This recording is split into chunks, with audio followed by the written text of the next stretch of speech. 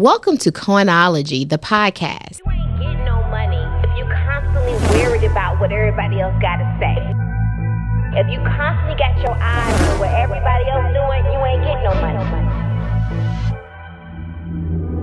When it comes down to closing a deal, I get it done. Every single one.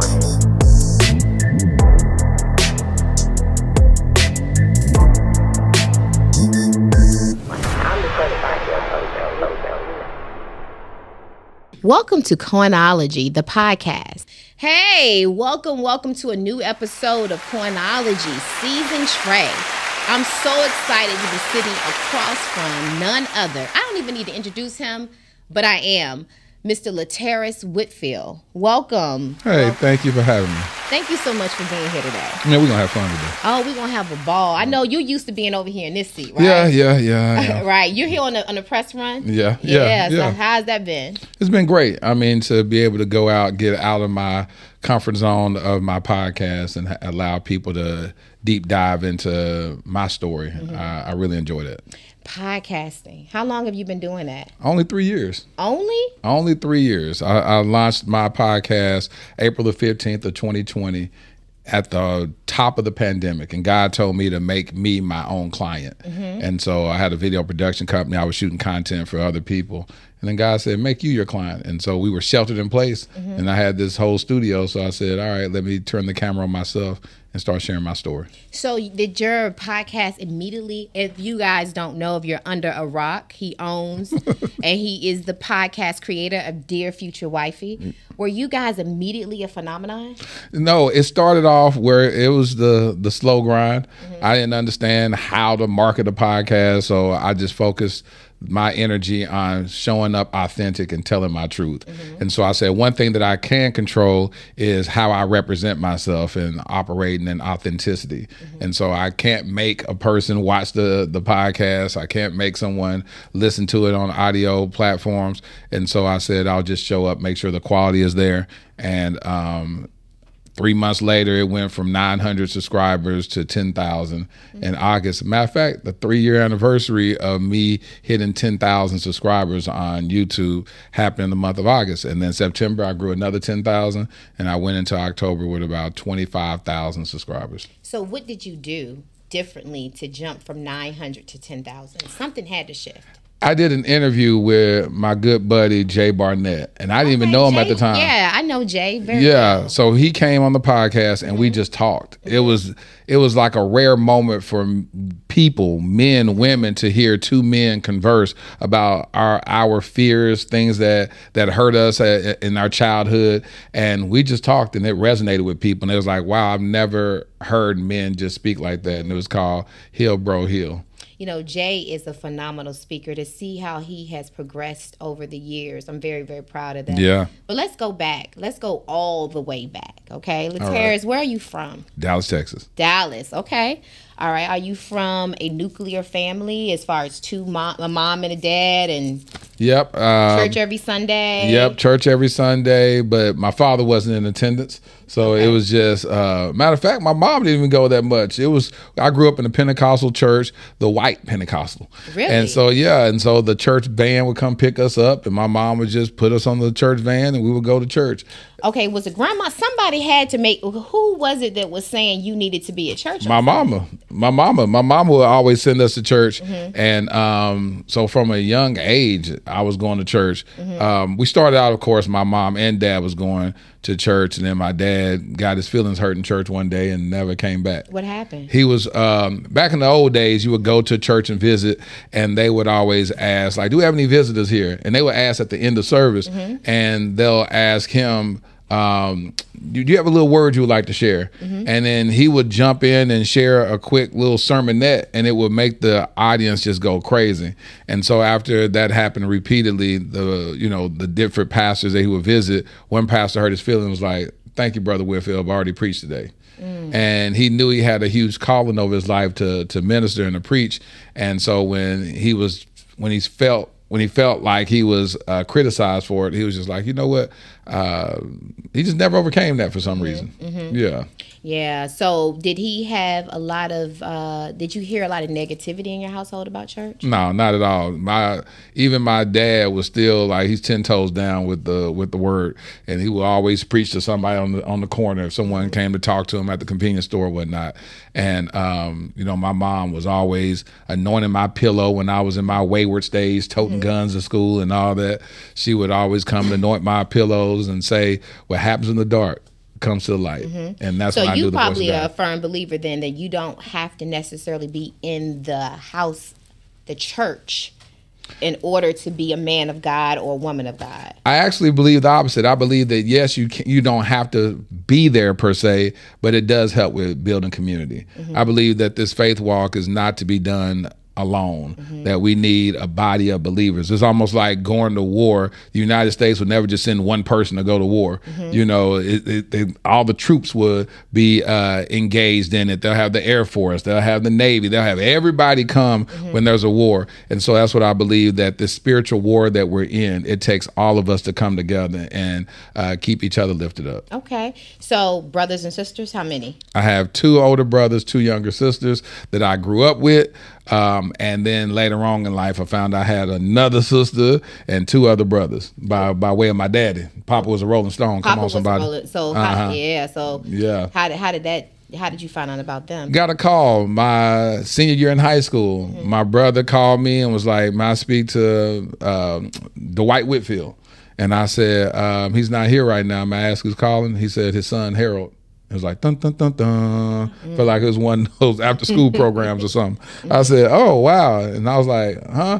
And he's like, "You never heard of me?" I was like, "No." And so we had a conversation real quickly. And then when my dad came home, I asked, "Oh, yeah, that's my son that's down there in Beaumont." I was like, "Well, you wasn't going to tell us? Like, you just, and then. And mom and dad was still together? Yeah, mom and dad was still together, always known. Like, he was an older brother. So he's way older than me. So he was born before my mom and dad got married. Okay. So I'm glad you clarified that. So he did not have children while he was married, but he just did not share with you guys that you had a family outside. Three other ones. He had about 3 different women. Okay. And then he was married before, so he had one child by his ex-wife, and then the other 2, like he said, I was out there. So did that change how you viewed your father? No, not really, because I didn't really think that highly of him to begin with. So so you and your father didn't have a good relationship. It was interesting because it was one of those things where we weren't close. It was just like I had a great deal of respect for him just because that's what I was taught. Just respect your father and that type of stuff. But he was never like heavily involved in my life. Even though we grew up I grew up under his roof, he was never like, "Hey son, let me teach you how to drive. Let me do those type of things." It was like I always had to fend for myself. And so now we're a lot closer because I'll say for several years. When I was 30 years old, I went to his house, sat on the edge of his bed. He was laying in the bed asleep. I woke him up and I forgave him for not living up to my expectations as a father, because my father didn't even know who his dad was. And so here he was trying to be what wasn't modeled for him. And 2020 was when my sister and I gifted him with the knowledge of who his dad was. And we did this Ancestry.com test, found out that we had some uncles and some aunts that we've never met, and connected with them. And lo and behold, the rumored father that he had was actually his father. Well, I think you probably also understand this, that most fathers, especially during that time, as long as they were providing a roof over your head, they felt as if they were doing the job of a father, right? Did this expectation that you had of him, was it something that you saw on TV? Yeah, good old Cosby Show. Cosby Show told me that that's what a good father is. That's what a good mom is. And then I was in this juxtaposition of the Cosby Show and Good Times. And so I saw the rich side of life, and then I saw the struggle. And that's what I lived in. I lived in the struggle side, but I wanted to be like the Cosby Show. I wish I had that family, and then outside of that, then at times where I would fantasize, I would wish I had the Different Strokes type of life. I wish I had a Mr. Drummond that came and adopted me and gave me this great affluent lifestyle. And so TV really shaped my ideology on what parenting looked like and what wealth looked like and what financial upbringing looked like. And I know we're talking about it from a negative point of view, but actually what it did too was give you something to visualize and dream and hope for. Totally. Because if you had not seen that, you would not have known that that was something that you could potentially go after. Absolutely. Right? So I think there's two sides to this. I think the fact that you were able to later on in life come to grips with your father and learn to love him for who he was and what he could give you at that time. Totally. So did you go off to college, or what was life after high school? After high school, I had fathered a daughter 2 weeks before I graduated high school. She came to my graduation, and I said I didn't want to be a father that was absent. I said I'm going to be present. So I chose the route of going immediately into the workforce and being 100% present in my daughter's life. And okay, so you were a teenage father. Yep, 18 years old. Okay, so I know that came with a lot of struggles. Oh, it came with a whole lot of struggles. But it taught me how to care for the heart of a female, because my daughter and I, we had such a strong, and still do have such a strong bond. And that was, it all worked out, because a lot of times I would look back and say, maybe I should have went to college, or maybe I should have did this, but I watched all things work together for the good of them that love God, and it just all worked out. And so did you marry the mother of your daughter? Nope, wanted to, but she, at that time, I was very heavy into church, just gave my life to Christ. So my daughter was born April the 28th. December the 22nd of 1996 was when I rededicated my life to Christ. And so even though the mother and I wasn't together, I tried to rekindle that love. And I was like, hey, listen, maybe we can go to church together. We can do this, and we can, get married one day. She's like, I don't do all that church stuff. Like, oh, that's not me. And so at that point, I realized that we would be unequally yoked had we explored that. And I was like, no, okay, well, that's cool. And so we just try to foster a healthy co-parenting situation, which was a struggle. Yeah. I can imagine at 18, you guys probably didn't know what that looked like, right? Right. And then you came from a home with a 2-parent household. So trying to adapt to that was probably even more difficult. Right. And she came from a single parent home with just a mother. So yeah, it was always a struggle. Do you feel that was a part of the struggle, though? Her viewpoint of the purpose of a man? Oh, 100%. Because it was hard for her to even receive me showing up as a father in my daughter's life, because she never had a relationship with a father. And so it was just a very strange time when I think back about that. And that's why I try to encourage young men, don't go out and prematurely have kids with women. It's like you're taking on a heavy burden. You're walking into a realm that you're not even aware of, because you're 18 years old, still trying to figure out who you are. Your frontal lobe is not even developed until about 21 to 23. So how can you make logical decisions? But you've made this permanent decision by bringing this child into this world. So you move on from that. You're 18 at this point. I'm sure you're probably taking odd and end jobs, right? Yeah. What are some of the jobs that you took on at 18? I started working at a telecommunications company. I was telemarketing. I was calling people, trying to get them to sign up for credit card services. I would have people, people don't remember this, when you had to get long distance service. You'll call people and you'd be like, hey, we're offering a plan of 9 cents a minute or 10 cents a minute or 15 cents a minute. Like, well, we already paying 13 cents a minute. Well, let's see if we can match that. And so I was that guy that would be calling to try to get you to switch over your long distance service to whatever service provider I was offering at the time. Now, were you on child support at this point? Yes, I wouldn't put myself on child support. Oh, you wouldn't put yourself on child support? I put myself on child support because the mother and I, she wouldn't allow me to see my daughter. She was weaponizing my daughter against me, and so I thought it'd be best for me to go put myself on child support, because that's the only way that they would enforce visitation, is if it was documented. Now, what was she angry about? Because if she didn't want to get married, it wasn't as if you didn't want to be with her.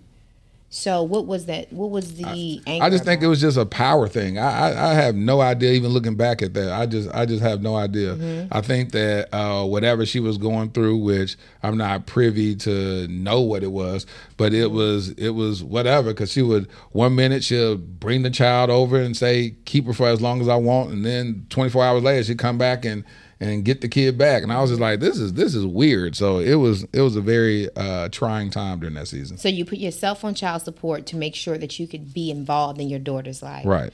Okay, so then we passed through that phase. When did you meet your wife? Your ex-wife. I met my ex-wife when I was 21 years old. So shortly thereafter. Yeah. Okay. Yeah, about 3 years later, I met her, but we didn't get married till I was 28. So we dated for about 7 years. She was 4 years older than me, and we met during, at that time I was heavy into theater, and so I was an actor. And I was acting in this play called The Marriage, and she was the stage manager, and we had met then, and things just escalated quickly. I was like, okay, she's really cool. I like her. I like her vibe. I like what she's about. Strong Christian woman. And started dating seriously about 6 months after that. And then about 7 years later, I got married at 28.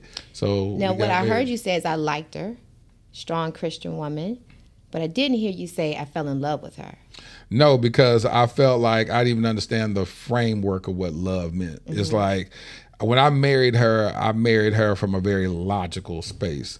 I kept saying, this is a woman I could trust. And that was a big thing that I will always talk about. I would say that I love her, but I wasn't quite in love with her. You know, it was one of those things where I say, I trust her. So this is somebody that I wouldn't have to hide my finances. This is somebody I just know that has clear intentions and pure intentions. And so I used to feel guilty about that when I married her, I didn't feel like I was in love with her. Do you feel like that's mandatory in a successful marriage? Do you feel like you have to have these butterflies in your stomach? No, I think that for different personality types, different things show up. That's why we have so many different love languages, you know, and some people are very just logical. They're like, this is a decision I'm making. This is a woman that I care about, or this is a man I care about. I don't have all the butterflies that I may have had with Tyrone that I dated in high school. Now I'm a grown woman. I realize that marriage takes work. And so we vetted each other and we think it's a wise decision for us to get married, but the butterflies may be absent. And so you find a lot of people that get married and, they may have the butterflies, but then they don't know how to function when those butterflies are gone. They go like, have I fallen out of love with that person? No, now you've you've transitioned from the honeymoon phase to the real life, the real dealings of life. And so just submit to each season. You know, if you have butterflies, it's great because you may have that little thing that makes you so attracted to that person or even that person's presence. And so there's no good or bad either way. It's just whatever works with your personality. And you got to look at it too, because this whole falling in love, butterflies, that's a westernized thing, right? Because you look at other parts of the world, there's arranged marriages. Right. These individuals don't even know each other, and they have a lower divorce rate than we have here. So you have to actually question whether or not the butterflies are really getting in our way. Yeah. I've talked to have an episode coming up with a Nigerian brother and sister who said that his mom taught him. Now they're going against arranged marriages, but this guy named Chris, he's on this season of Ready to Love, and the mom said, "Marry now, love will come later."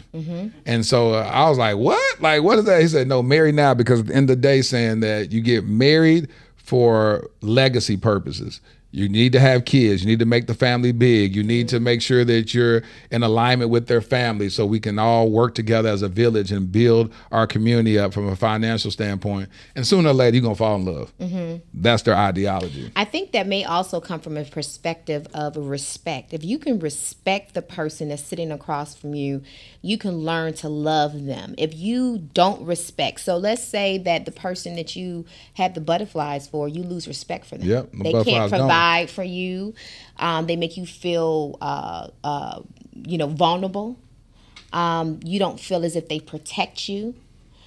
You can have butterflies, but if you lose that respect, then the love is gone, right? So I think that's what mom may be saying. Yeah, and based on their custom, you know, it's not heavily spoken about falling in love. Like you just don't hear people in African countries talking about, oh, we just fell in love with each other and we went, and it's not that. It's very methodical. It's very methodical. It's very legalistic to a degree because they literally sit down with other families. They have conversations. A lot of their spouses are chosen at toddler stages. Yeah, they'd be like, you're going to marry this person. They'll start having y'all play with each other as younger, and you like grooming very early on. And the next thing you know, it's like, oh no, you know you're gonna marry her, right? And you're like, okay, you know what I'm saying? I think the problem with that is in some of the cultures, some of the men can be like 30 years old and they're grooming a baby to be. That is when I start saying, ooh, pedophilia. Yeah. It's given. So okay, you get married, all right. No butterflies are there. No. But there's respect. 100%. Right? How long were you married? 2 weeks shy of 10 years. Okay. And what would you say the biggest challenge was in your marriage as to why you're not married today? Understanding the gravity of what marriage entails. We get married and we say these vows, but don't really understand what those vows truly mean. When we hear for better or for worse, what does that really look like when worse hits your doorstep? You know, how do you navigate through those spaces? And so for me, as a young 28-year-old man who had all the good intentions of marrying this woman and covering her and never cheating on her and honoring my marriage, well, when the worst moments began to happen, that's when I felt the need to step out and operate in the low form of a lack of integrity. The worst moments. What were those worst moments? Where I felt like my needs weren't being served, when I felt like my wife was selfish in certain areas, and when I felt like, you know, here I am giving of myself, but I didn't feel like it was being reciprocated. So do you feel, because I hear men, so this is what I hear in marriage, men need sex, women need affection. Do you agree with that? 100%. So do you feel as if what you were not providing to her, well, what she wasn't providing to you was sex? Yes, among other stuff that I don't really go into. So the question I have for you is, what were you not providing for her? A place of safety, a place of where she could rest in me. You know, when I look back, hindsight being 2020, I realized that I didn't provide that safe space for her to be able to willingly give to me the desires of my heart. I believe that love is reciprocal, but it should start off from a selfless standpoint where we say, listen, whether I'm not having my needs met at all, I'm going to continue to serve and give to you. And while that sounds great, how long will you actually go through that process without having your needs met? And so what I realized, I mean, early on, that I was trying to serve her from a place of financial needs, but never really truly tapped into her heart and really never tapped into allowing her to enter into a place of safety with me. You know what you sound like? You sound a lot like your father. The relationship that you had with your father. Remember, you just mentioned he provided for you guys financially. A little bit. Well, a little bit, but you didn't really connect with him. My dad was broke. He didn't provide. Well, he provided for what he could, right? Dad was pawning stuff all the time. Water got cut off, lights getting cut off, borrowing money everywhere. Yeah, and which was interesting because that it shaped the way I did my relationship, because I would watch how he wasn't providing really well for my family, and he wasn't doing well with my mom. He wasn't like showering her with gifts. He wasn't honoring her on her birthday or giving her gifts for Christmas or anniversary. He wouldn't even remember the anniversary. So I remember when I got married, I said, I'm gonna make sure that my wife is spoiled. I'm gonna make sure that my wife is taken care of. I'm gonna buy her my ex-wife was never into designer stuff. You know, I bought her first Louis Vuitton purse, you know, and she's like, you know, I really like all this, but thank you. You know, and so I always try to perform from that standpoint, from a financial standpoint, when I should have focused a lot of my efforts in performing from a heart perspective. So when the marriage started to fall apart, right, before she knew that it was falling apart, do you think that you stepped out of animosity towards what you were not getting from your wife, or do you think you really were being slick and I can have both worlds? Oh, no, I felt like I was self-sabotaging my marriage. So you knew. I knew if she found out, it's gonna be over. But she gave me grace that when it was brought to attention, I told her and all this type of stuff. I went and did the work to go through therapy, and I said, you know what? I'm gonna go. I didn't like me at that point. I was like, I just don't like you, Laterras, because I was a guy that would always reprimand my homeboys for cheating on their wives, cheating on their girlfriends. I'm like, why would you get married and cheat? That doesn't even make sense to me. And so when I became that which I despised, I said I need to go get some help. And so that's when I enrolled myself into therapy so that I can help excavate a lot of that childhood trauma and pain. Did you go to and back in the day, you would have to go to the pastor of the church. And the pastor will sit you down, and you would have to go before the church and admit your... No, we don't do that. Indiscretions. You didn't have to do that. No. Okay, so you guys were able to handle this privately? Yeah, we did it privately, but then I had to get some accountability around me. I did have a associate pastor at my church. I went and talked to him and confided in him, and then they had a whole program in my church called Celebrate Recovery, where from people from alcoholism, from people who's just dealing with childhood trauma, whatever your hurts, habits, and hangups were, that you had a safe space to come share that and go through this year process of healing. And so I went there. So let me ask you this.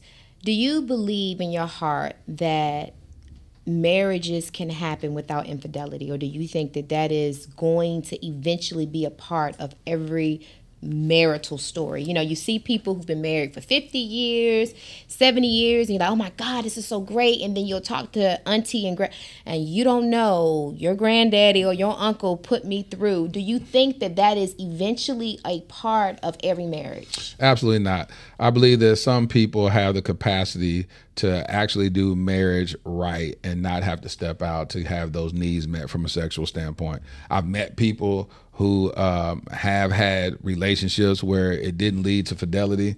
But as you say, a lot of it has been the case. A lot of the people that we've seen that have hashtag relationship goals, that they've gone through that at the beginning of their relationship, and they've grown from that, and their relationship has gotten stronger since then. And so this relationship goals I think is a major problem that most relationships are dealing with. I think a lot of the relationships that are ending in divorce today is primarily because they can't meet the expectations of these relationship goals. 100%. So, okay, so you and your wife are trying to work through marital counseling. You're fighting for your marriage. Why did it not? I just felt like it was best for me to just walk away from it. So eventually, one day you woke up and just said, I filed for divorce. You filed for divorce? Yep. Okay.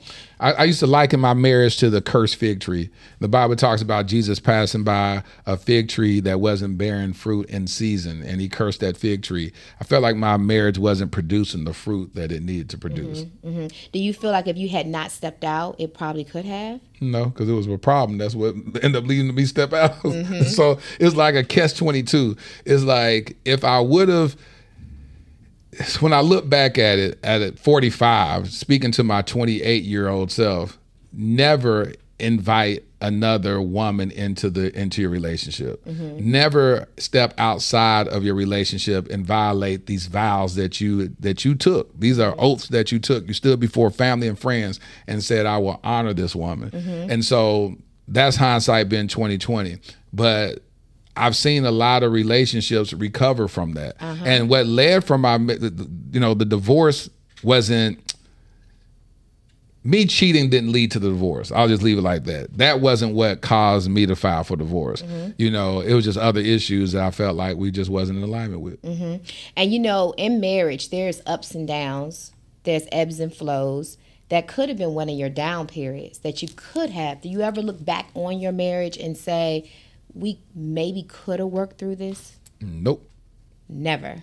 Absolutely not. Okay. Because when I make a decision, I make a decision. I've waited. So even though I made a file for divorce in my 9th year, the other thing, I was contemplating it year 5.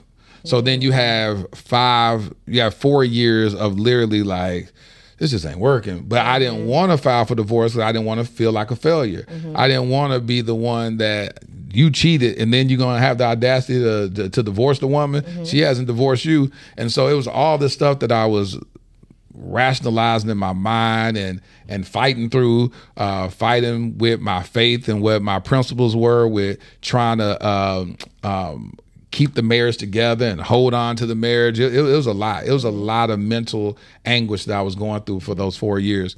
But it was the wisest decision I ever made. Even to this very day, like even my ex-wife, we still have a great relationship. I'm about to close on a house actually tomorrow. And she's my realtor that's representing me. That's amazing. And it's always been that. I prayed a prayer while I was going through the divorce, and I said, God, teach me how to divorce my wife with grace. And And what I was wanting is that if I could cover her heart, even though I mismanaged it in our marriage, what we always had was a solid friendship.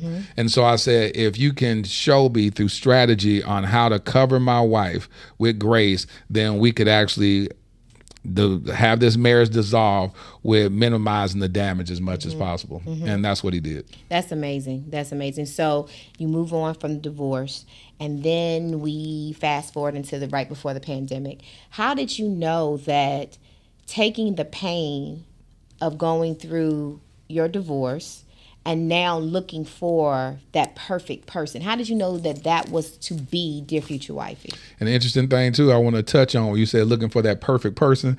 I'm not looking for perfection. I'm looking for purpose. And so I'm not. What are you looking for? So in purpose, what does that mean? Meaning someone that joins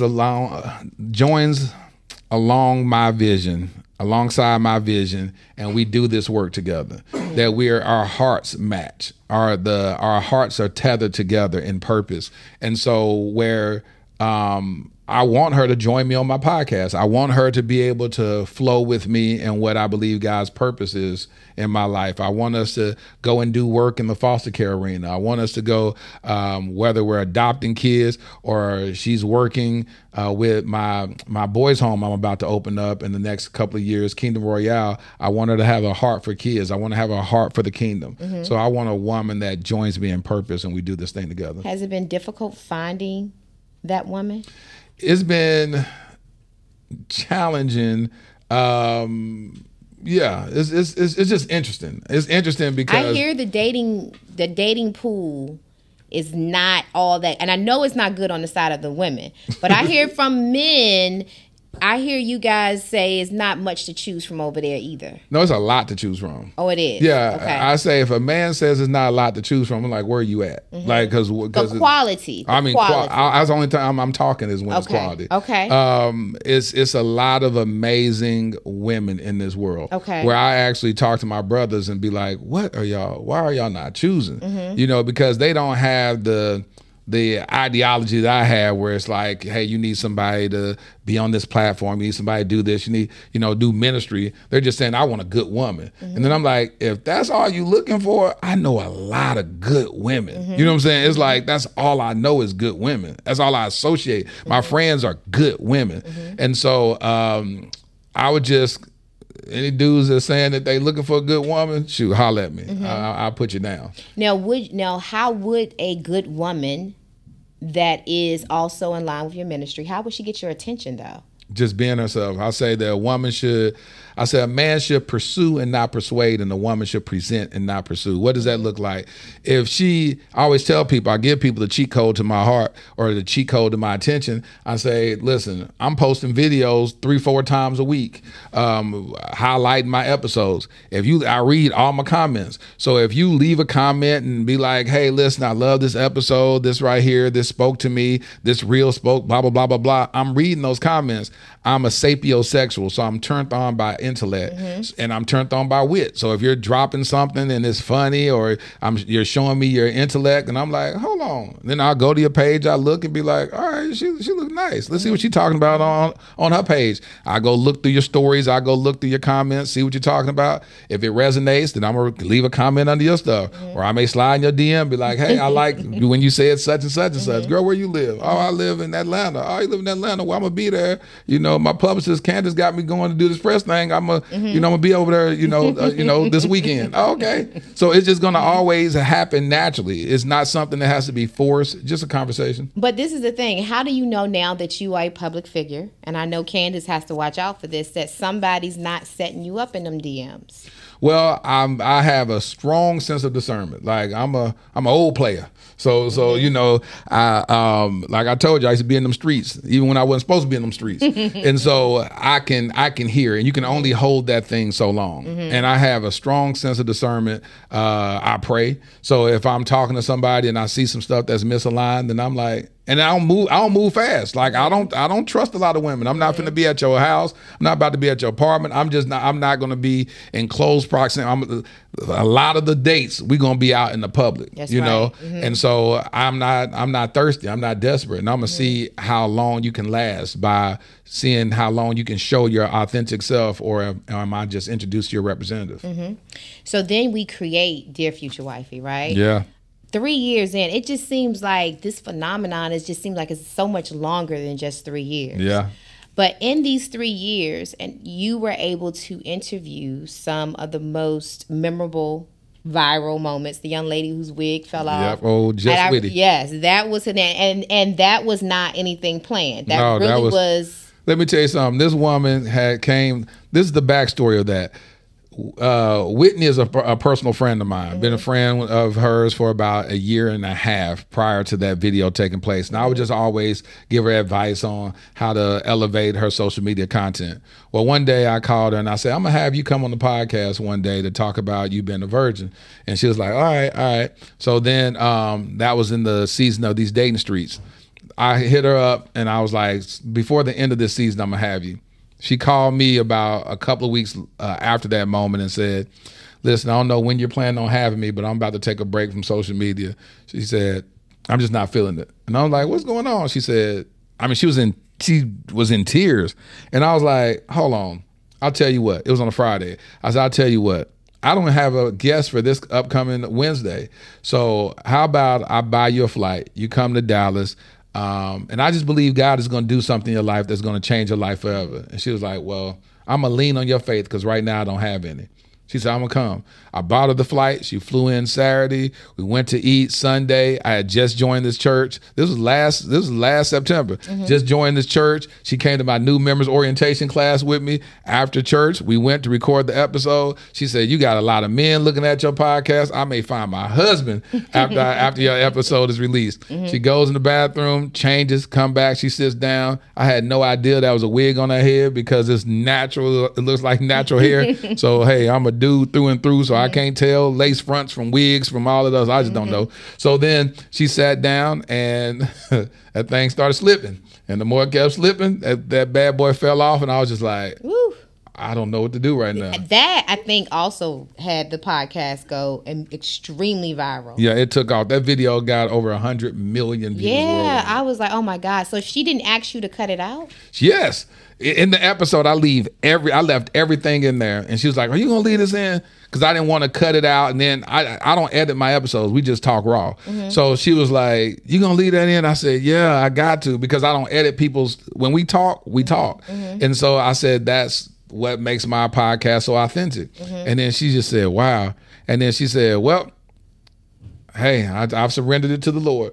And so after the episode, I asked her, I was like, I want to put out there, she don't want to be out there like that. So I said, what is bringing your apprehension? She said, well, two things.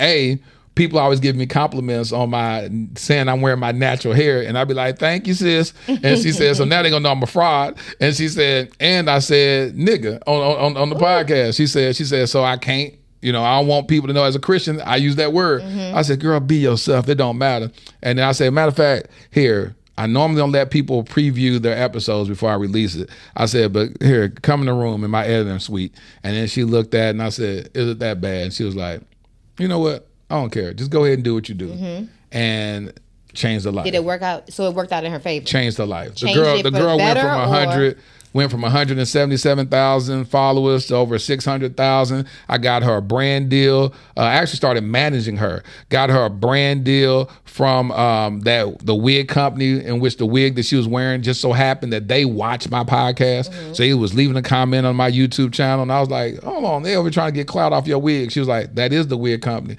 That's a wig company I've been trying to get a brand deal with for the last 6 months. I said, well, let's see if they'll answer my call. I hit them up on Instagram. They responded immediately, and 24 hours later, I was able to secure her a 5-figure deal. So it was like, it was just 5-figure. Yeah, yeah. So it was just really, it just happened really, really quick. And so, and then what was having her in depression, having to go to corporate America when she has so much more to offer to this world by way of her art and entertainment, she was able to leave corporate America at the earlier part of this year. Okay. And now she's a full-time content creator. That's amazing. And so before you started Dear Future Wife, I know you said that you were a videographer and you had your own studio and so forth. So were you in corporate America at the same time as that? No, I've been self-employed since the age of 24. Okay. Yeah, after that, I was doing national plays. I was touring shows across the country, been here at the Fox Theater and the Atlantic Civic Center, you know, toured around my plays all across the country from Canada all the way down to Beaumont, as far west as Rochester, New York. And I mean, east as Rochester and west, all the cities in California. So you always had to make something out of nothing. Yeah, always. Yep. So you ended up getting one of the most coveted interviews, which was Danae Jackson. Yeah. She spoke to you, I believe, first. Right. Before speaking to anyone else. And then I saw that you did a balanced interview by having Derek on thereafter. Before we talk about the two interviews, I just want to ask you, do you feel the feedback that Derek is getting is unjust as far as, you know, women sometimes get a little bit more sympathy than men? Do you think that there's a fairness in the way that people are viewing the episodes? At first I thought that, but then I understand why. I understand why because of how he created his platform. His platform was always criticizing men, and it's just biblical. Whatsoever man soweth, that shall he also reap. So he would talk about the very thing that he is. Mm-hmm. So he would criticize men that were, you know, quote unquote F-boys. He would criticize women who were giving too much attention to men that wasn't showing up in their lives the way that he said that they should be showing up. And then he created an empire teaching women this. And then when they found out that he was the very thing that he was trying to warn them against, it broke a lot of people's hearts. It broke a lot of people's faith.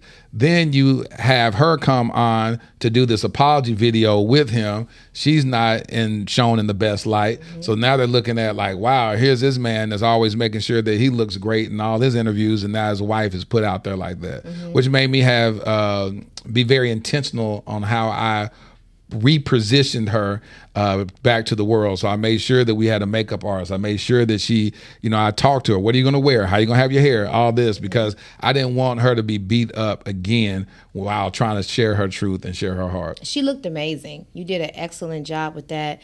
I did see that you got a lot of flack, though, from people who felt as if, you know, when she would share certain parts of her vulnerabilities, you know, there was moments of, I think, uncomfortability on your end when you may have, you know, maybe had an uncomfortable giggle or something of that magnitude.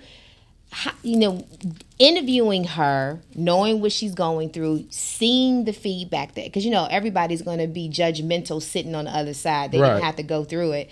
You know, how did you feel about it? Did you ever want to respond to those folks that are like, hey, should he have been the one to interview her? How do you feel about that? I always say this. I always take people's feedback with a grain of salt. Mm-hmm. One thing that she and I had, and she'll still say this to the very day, and she left the whole comment on there. They was like, y'all don't get my comedy. Y'all don't get my sense of humor. Mm-hmm. And she, when I did my pre-interview with her, we were cracking up. We were laughing because I was like trying to figure out, did she have mental illness? What's up with her? Because if she was dealing with some mental illness, I wasn't going to bring on the podcast and explore her. But then I recognized that she was hilarious. The girl is brilliant. So I was like, oh, this girl is funny. So what people didn't see they just don't know. It was a moment that me and her had for those 3 hours where we're cracking up, we're laughing. She's saying this funny, she has this Seinfeld humor where she does these, she's very sarcastic, so she's dropping this little stuff, and my background being a theater director, I understand those nuances. Mm-hmm. And so I'm laughing. What happens with a lot of women is that they watch videos from the lens of their trauma. That's right. And so they're not able to laugh at it because they're still in it or they haven't been healed from it. Whereas she and I was laughing. If she was offended by it, she would have got up and walked away. Mm-hmm. She was cracking up. Matter of fact, when we were over it was 3 hours. I said, all right, we did 2 episodes. We done. She's like, come on, let's keep on. I'm having fun. I'm talking to my homeboy. And so at the end of the day, she was very offended by the way people, and she said this was so profound. She said, I feel like the audience is doing to me exactly what Derek did to me, trying to tell me how I'm supposed to receive something, how I'm supposed to feel about something. She said, I love this interview. She said, I wouldn't have done it. She said, there's no way I could have talked for 3 hours about the most horrific moments of my life had you not created such a safe space for me and allowed me to operate in this place of vulnerability where it was light. Because she said, if you kept it heavy, or if I'm saying this stuff and you're looking at me serious and like, wow. She said, I would have probably fell on the floor and started crying. She said, but you was picking up on my jokes or whatever. She said, I tested you at the very beginning to see how you would respond to it. And then when you started laughing, I was like, good. And that's why I brought up in Derek's interview. I said, hey, Derek, I said, was that one of the things you love most about her is her comedy and wit? He said, yes. Among other things, yes. He said, she is hilarious. So a lot of people didn't pick up on that. And so they said that. They was just like, well, I mean, it could have been, she should have been interviewed by a woman. It was a whole lot of women reaching out to her. It was a lot of people reaching out to her to do the interview. And she said, no, this is the place I feel safest. So and I know just most recently you just, came off tour. So you have now learned the art of monetization of this platform that you have. When did you know that you were sitting on $1 million brand? This year when I'm about to make $500,000 this year, and so at that point I was like, okay, this is something different, because again, the first 2 years I was just focused on healing, and I didn't even know how to monetize it outside of YouTube. I was like, okay, YouTube. I said, if I can make $20,000 a month on YouTube, I'm doing something. And then I was like making anywhere from $3,000 to, on a good month, which only came twice in 2 years, was $4,000. So I was just like, all right, well, this is cool. I do 4 videos a month and I make $3,000. I can't be mad at that. And I said, but hopefully one day I can make $20,000. And that's what I've been consistently making this whole year is $20,000 plus. And so what's next for the Dear Future Wifey brand? Man, I'm gonna do a movie. I have books coming out. I just signed with this amazing literary agent, Jan Miller, and so we got movies. I want to do reality shows. A whole You want to be one of the stars on the show? I want to be the host of it. Okay. I'll be the host to curate these relationships and see if we can have a reality show where people can actually find love. Yeah. And are you against actually taking Dear Future Wifey to a major network, or do you want to always own it on the YouTube platform that you currently have? No, I was in talks with a network back in March about bringing it to their platform. But then strikes and production, all that stuff began to impede on the deal, and so maybe God will have us circle back around for that opportunity to take place. But I'm always open to expansion. It's a lot of work trying to do this on my own. So if someone a major network comes in and say, hey, I find value in what you're doing, and then I'm totally open for it. Okay. All right. Well, I want to thank you for coming out today, sitting with us, sharing some of your most intimate details. It's an honor. Thank you so much, Mr. Whitfield. And we want to say we'll see you next time on Coinology. Thank you. Get no money if you constantly worried about what everybody else got to say. If you constantly got your eyes on what everybody else doing, you ain't getting no money. When it comes down to closing the deal, I get it done. Every single one.